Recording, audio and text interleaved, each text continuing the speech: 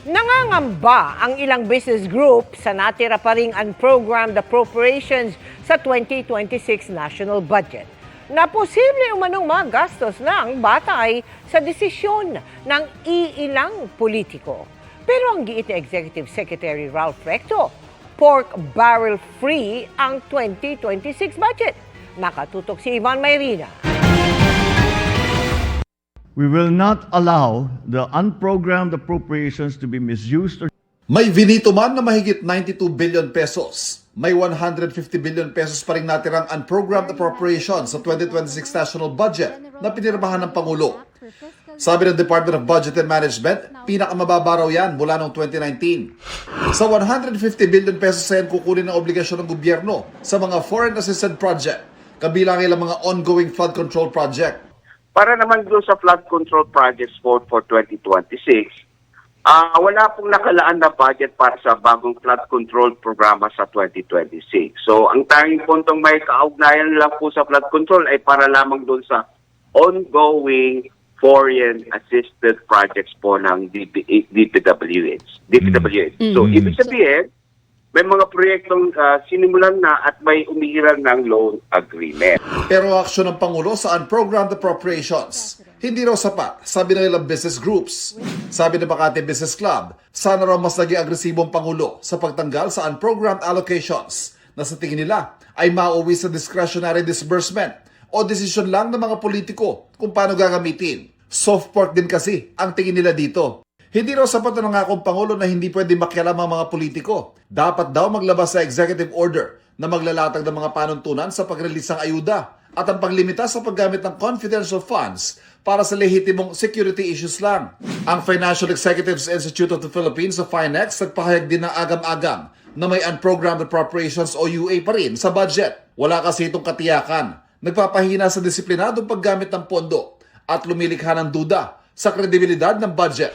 Sabi ng DBM, may mga kondisyon naman para mapondohan ang mga proyekto sa ilalim ng UA.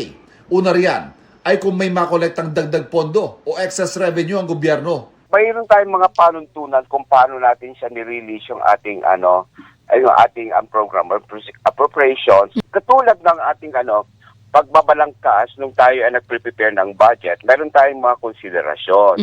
Una sa lahat, naka-align dapat po yan sa administration's go yung ating development program. Pero ang budget watchdog na Social Watch Philippines hindi lang nagpahayag ng agam-agam, kundi dismayado sa 2026 budget.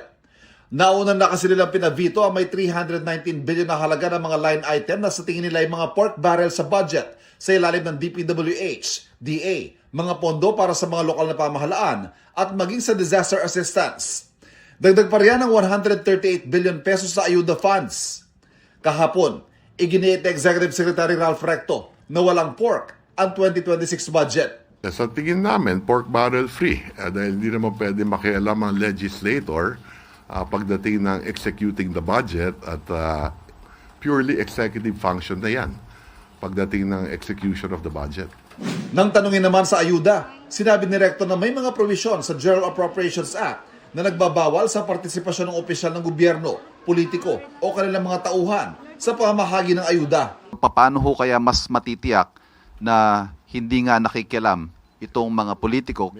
Since nandyan pa rin po yung mga MyFIP and other... Ang masasabi ko lang dyan ay meron batas na may general provision under the General Appropriations Act na susundan natin. Something that wasn't there previously? Hindi tayo dadagdag sa batas, hindi rin tayo babawas kung ano man ang nakalagay sa batas. Sinagot naman ng Malacanang ang plano ni Congressman Egay Irice na questionin sa Korte Suprema ang 2026 budget. Confident po sila na ang ginawa po ngayon na budget ay ang pinakamalinis, pinakamaayos at ito'y para sa taong bayan. So confident po ang Pangulo. Para sa GMA Integrated News, Ivan Mayrina, nakatutok, 24 oras.